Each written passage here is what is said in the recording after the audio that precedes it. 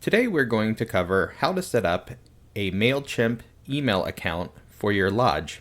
The advantages of using a system such as MailChimp over your built-in email system such as Outlook or Gmail is that the system both tracks the emails that are sent and ensures that all personal information is hidden from other users and that your lodge complies with the CAN-SPAM Act. MailChimp is a good starting tool for individuals who have not used a mailer system before, namely because the price is quite competitive for lodges. You'll notice that this is a freemium type account in that the free offer covers for 2,000 email addresses or 2,000 contacts, along with 2,000 emails per day and a cap of 10,000 emails per month. If you need to send more than that, you will end up having to pay more, but 10,000 emails for an individual lodge is quite a few. To begin, from the home screen, we're going to click Set Up Free in the upper right-hand corner, enter our email address,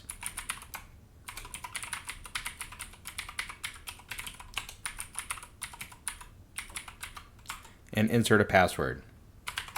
Your next step will be to check your email for a confirmation link and activate your account. We'll go through a verification step,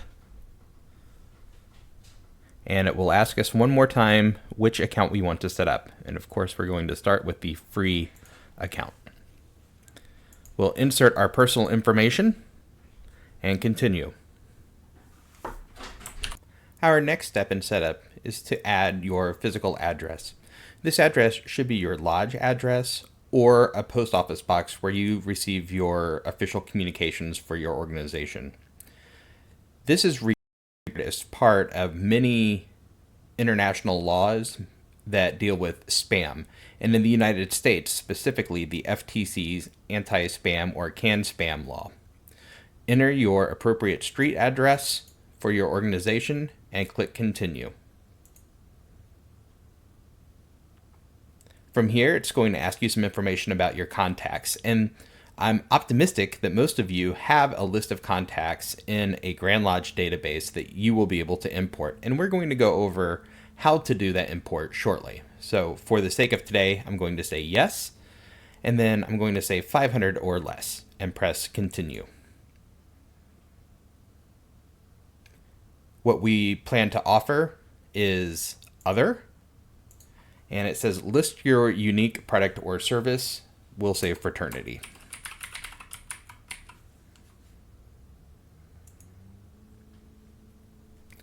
Where you've set up shop, physical location, and it says we're ready to go, and now it's going to ask us what email we want to receive from MailChimp. I don't particularly want to receive any mail from MailChimp. I'm familiar with their product. And press Continue. From here, we're going to open up our lodge database, and what you're seeing is likely different than what you have at your own lodge, but the steps are in general very similar, and the information that we need to get out is going to be the same. So I'm going to do a people search, and we're going to do an advanced search, and then we're going to look and see if there is a search that looks like it'll fit, and I didn't really see any, so we're going to go ahead and create a new advanced search just for this data pull. For the sake of this example, I do need to choose a lodge to filter by, and I'm going to use Inglewood Lodge here in Indianapolis, Indiana, down on the southeast side. Inglewood 715. We're going to click on Done. And then we're going to click on Search. From here, it will complete the results. It will do that in the background. There we go. And I will mask these so you will not be able to see them. I do not necessarily want to share everybody's personal information with you. Nothing personal, but the idea is the same. I need you to then click on Extracts and Reports. And we're going to select the fields that we want. we have a list here of some exports that have already been created. I don't see one that fits. We're going to create a custom one, and I know that that can be done in this system under this test at the end. And here it lists all of the fields that we have for each one of our data points, each one of our members. So I'm going to use the person ID. If you have that available, that's always nice to pull in. We don't necessarily need the lodge name and lodge number because we're doing this for one lodge, but I will include that just so I can show you how to create fields for that later. First name, preferred first name, middle name, last name, complete name. We have the dates that they were brought into the fraternity here, but most importantly, we're going to add their email address. And we're also going to add cell phone. And we're going to do that in case later on we decide that we want to move into a text messaging service. There almost always is a fee for that, but it is something that can be done, and you'll find that your younger members will probably be more responsive to that.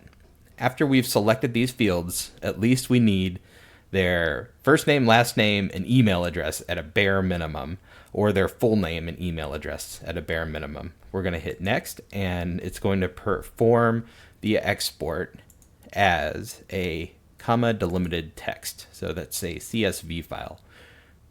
In this situation, I'm going to press run. Again, it could be different. It probably is different depending on what system you're looking at. And the data is going to go through an extraction period, and this just allows the database to form the spreadsheet. It says again on our example to right click, and then we're going to save as, and we're going to save it with that file name so that we can find it later. Moving back into the MailChimp application, we're going to come down on our left-hand navigation to Audience. And you see we have a button to import your contacts. We're going to click on that. We're going to upload a file, and this is a CSV or tab delimited TXT file. We saved it as a CSV, so that's what we're going to use. We're going to browse for the file we just loaded, and mine is in my documents file, or excuse me, my downloads file. And we're going to press open.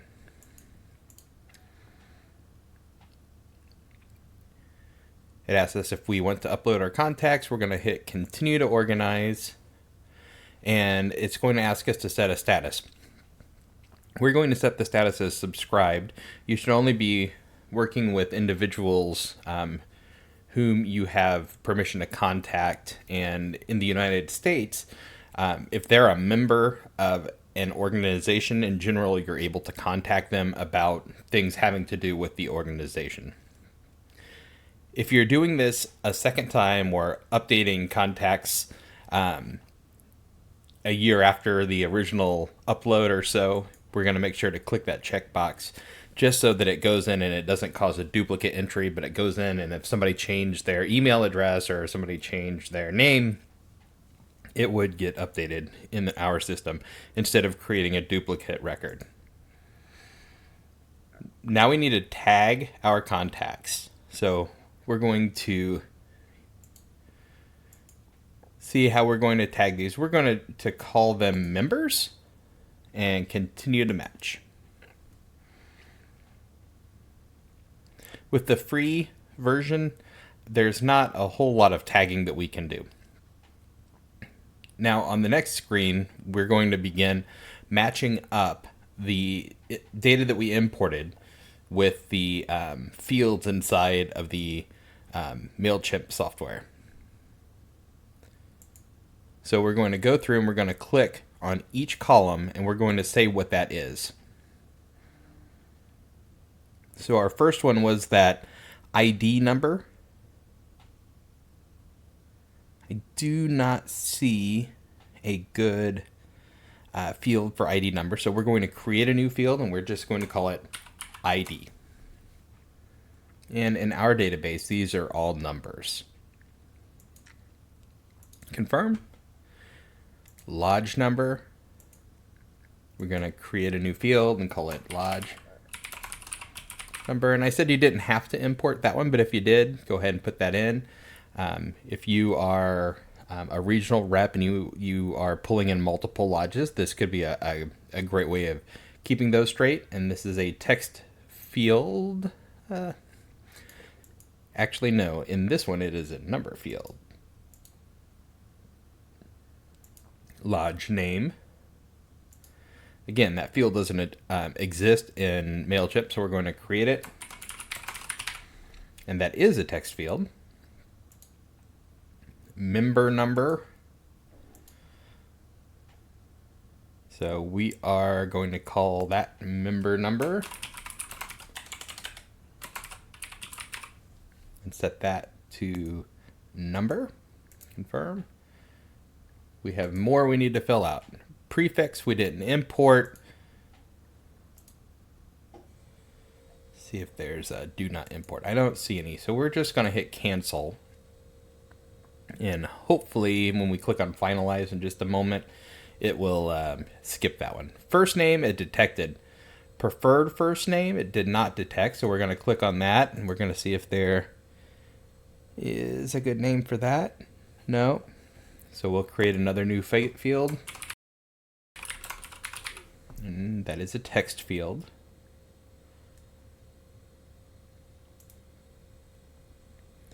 Middle name was not in here. They have first name, last name, so we'll do name as a text field. I saw that their first name and last name were F and L, so we'll follow that naming convention. Complete name, create a new field.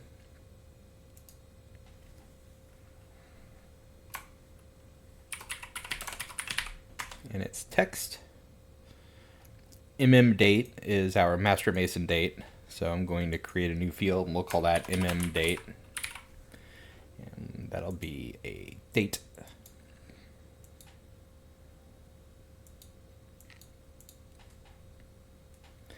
FC date, I'm not necessarily needing that. EA date, suffix. So this would be like the third. We can create a new field and call that suffix. Email address. Birth month, we're going to skip. Birthday, we're going to skip. We're going to uncheck mark that one because we have a birth date that is a whole date here. We're going to come in here and we're going to assign that to birthday. Oh, it's not going to let us. You know why?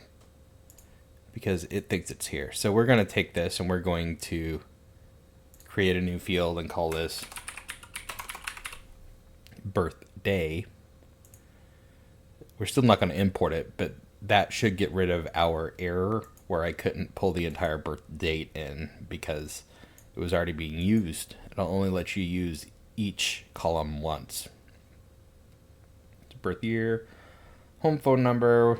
I didn't want that. We don't really need that in this database. Cell phone. Let's go ahead and import that. Let's see if phone number is in here.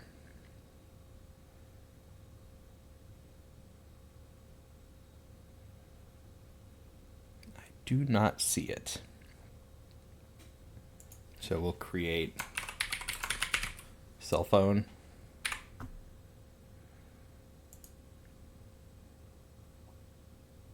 And there's this phone number data type.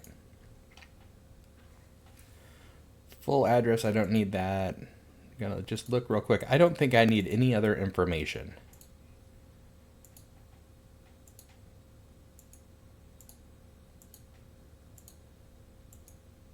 Yep, that's it.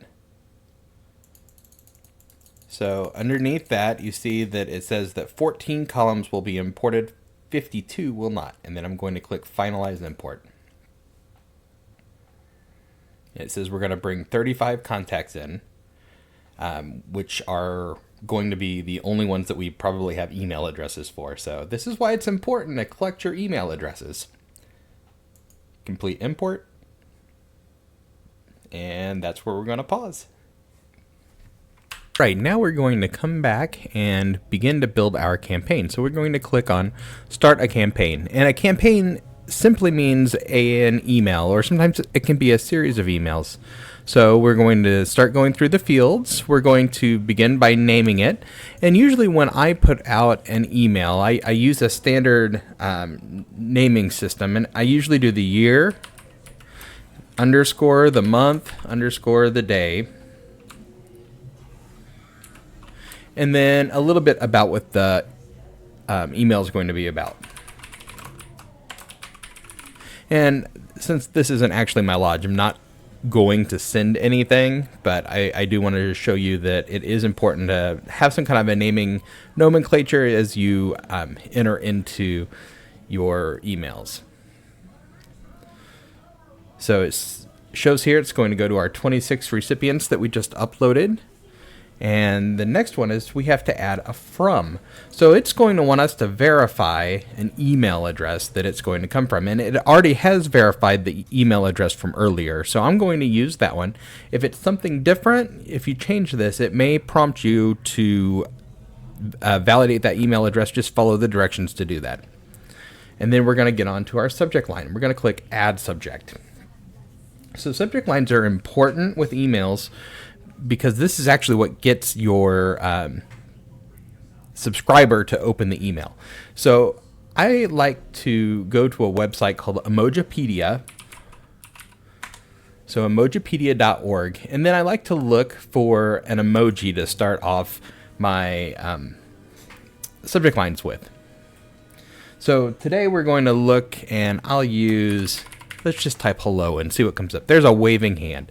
That looks great. We're going to select that, and then here's our copy button. It copies it to our clipboard, and we can simply paste that into our subject line. So we're going to have our waving hand and say, welcome to your lodge. So something brief that gets them to open the email. And then underneath that's the preview text and an email account. This is that little blurb that happens right underneath the subject line. So this is sometimes can be the first couple lines of an email. If it's a program like this, we have the opportunity to put a custom almost a second subject in.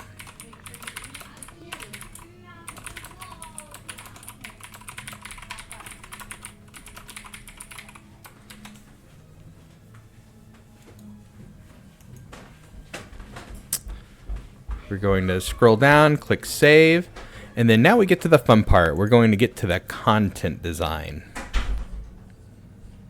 And this is where we're going to come in and we're going to design the email. And we want to use their email builder.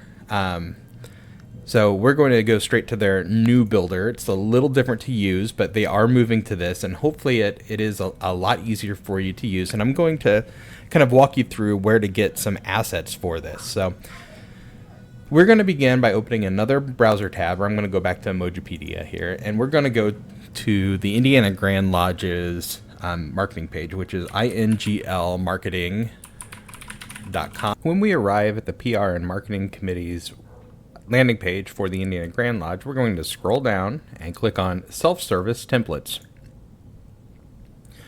From here, we get to the file share, where you will find a repository of all types of information I've created for use in supporting lodge activities. But for what we're working with today, we're going to open this file called Logo Files Raster. And we're going to download the Indiana Freemason logo. And we're going to download it in maroon. It's going to ask me to sign in. If you haven't signed into this before, just pick either Facebook or Google. It's probably easiest to use Google to do single sign-on.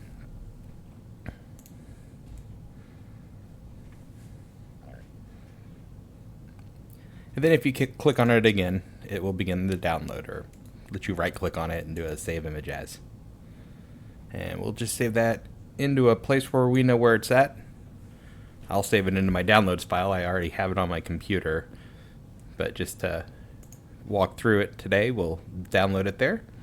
We'll come back into MailChimp, and we're going to scroll down and replace the logo with the logo we just inserted. So we're going to click Replace. We're going to upload a file, find the file we downloaded, click on open. It will upload and it'll replace. Now, obviously that's a little on the large side, so let's go ahead and we're going to click in the corner. We're going to scale that down. After we get it scaled to size, whatever size you feel like is nice, we're going to click on the little plus button underneath that to add in a new heading. And right here we're going to start off, let's start it by justifying center, and we'll type the lodge name in.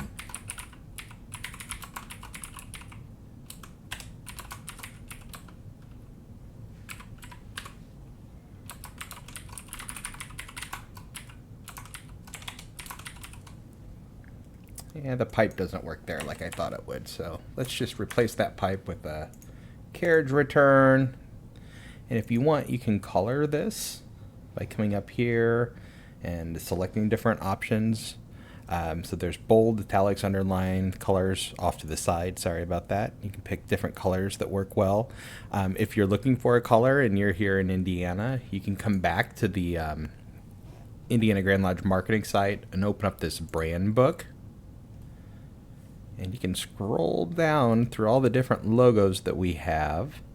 You'll come to a page like this that has the color palette on it, and this will tell you exactly what those colors are. So let's use this color right here. So to get this color into MailChimp, what we're going to do is we're going to write down these numbers next to RGB.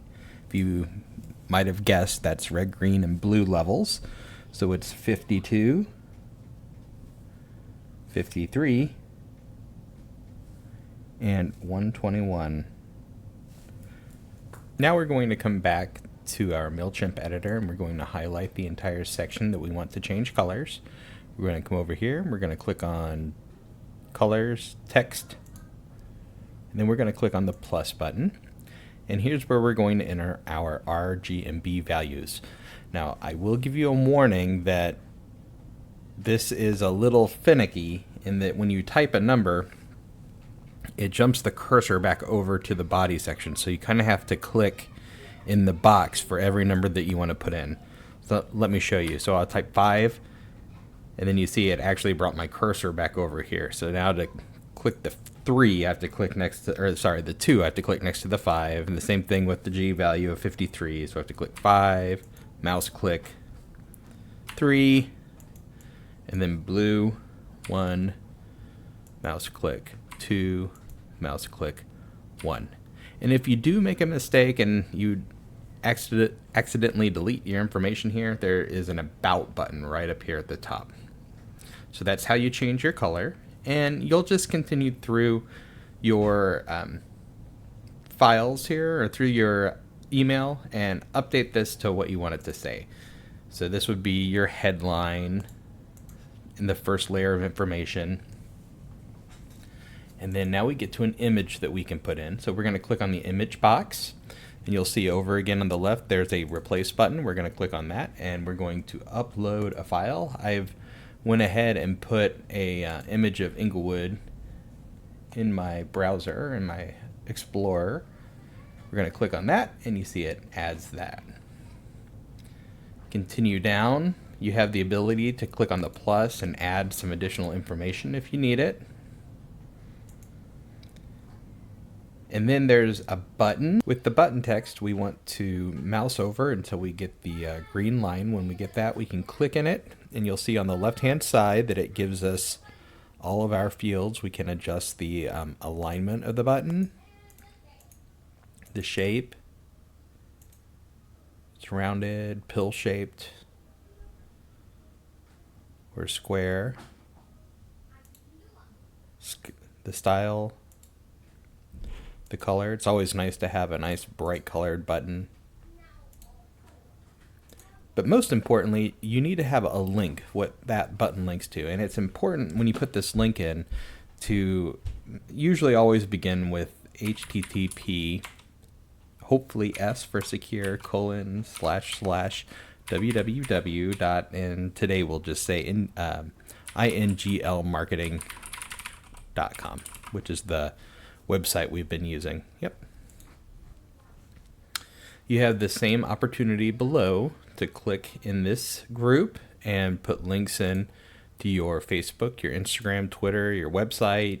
If you have an email address, you can put all of that in here. And then underneath that, you see that this is auto-filled. This is not stuff that you can get in and mess around with. So copyright date, that's always a good thing to include. Copyright's automatic. List description reminds the subscribers how they signed up for this. Any links as far as if they want to update their preferences or unsubscribe, those are both required. Mostly the unsubscribe button is required for the Can Spam Act, and it talks about the font alignment and the colors that are used inside of the footer. So that's the basics of building a simple email that you can get out the door. After you have this done, you can preview your email to see what it looks like. It's always a good idea to go in and test all of your links to make sure that they behave as they're supposed to, that they're not like the Facebook link, like we didn't set up the Facebook link, and if somebody clicks on that, it's going nowhere. We conclude looking at our preview.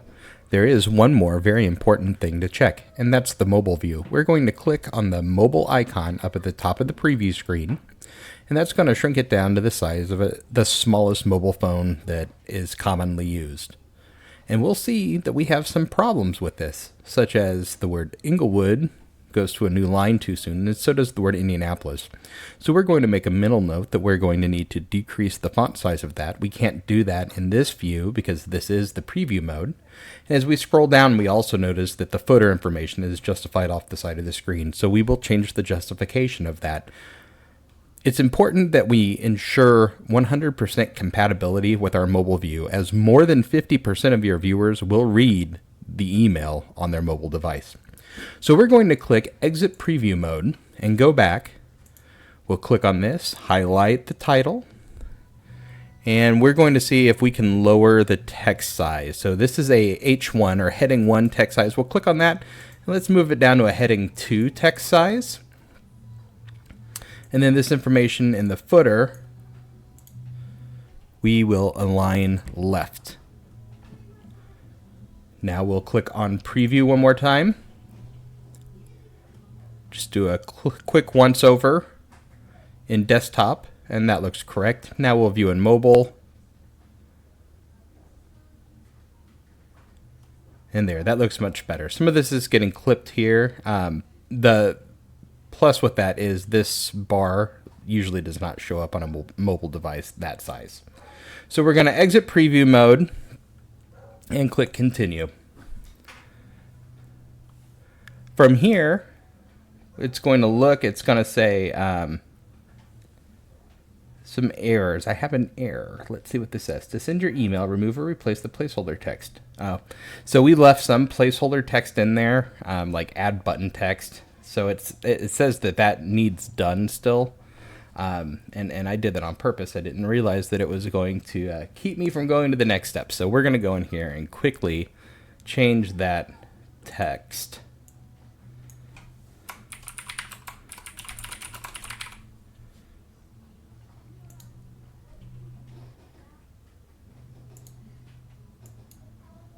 And then to change the button text, we just highlight it.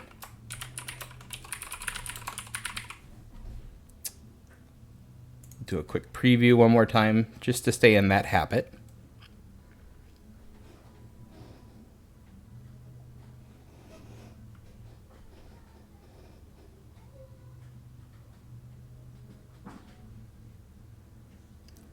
Generated the preview. Once on desktop, looks good. Once on mobile, still looks good. It did move that off of a single line for that button, but that's okay. We're going to click exit preview mode and click continue again. Let's see if that cleared up our errors. Looks like it did. And now you'll see my schedule button and send button are available up at the top of the screen. So send will give you the opportunity to send it immediately.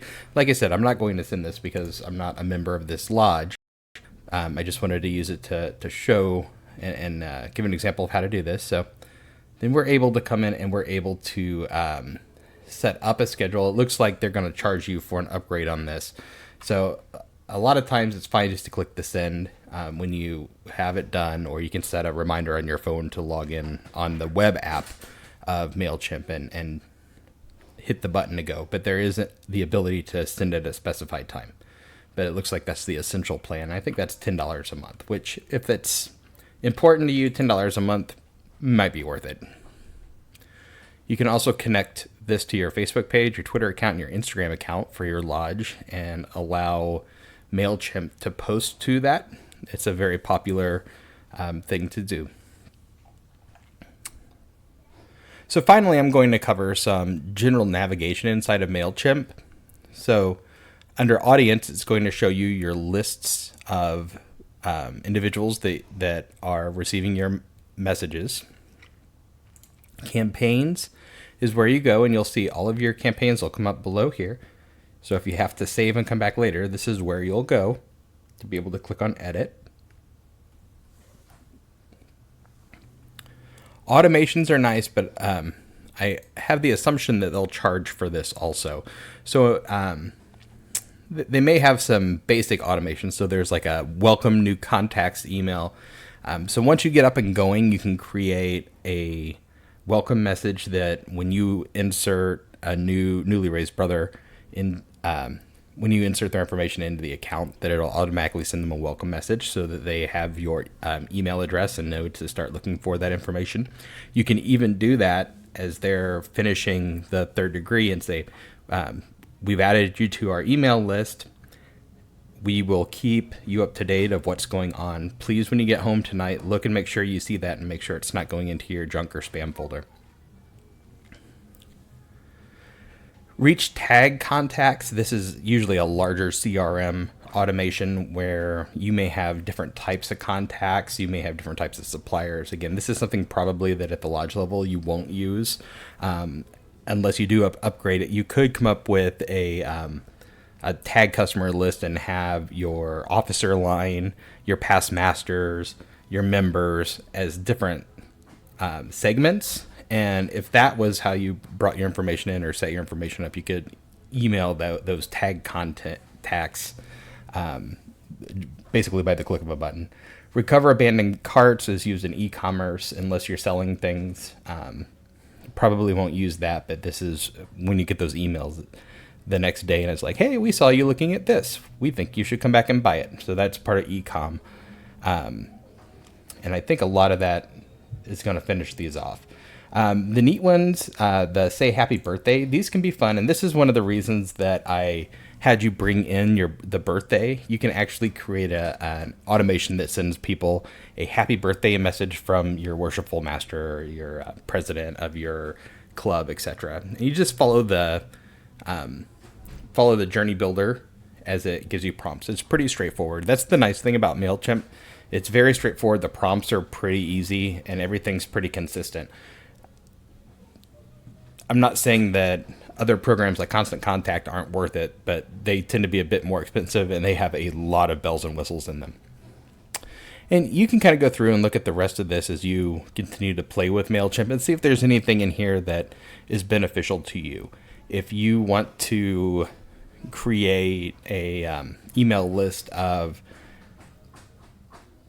customers to like a fish fry that you have every year, you could do that, and you can use that tagging up at the beginning to tag those individuals as fish fry participants, but not send lodge information to them.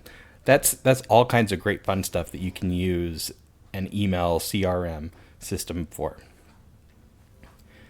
Thank you for taking the time today for sitting through this with me, and I'm excited to hear stories about how you have taken this back to your lodge and continue to use it.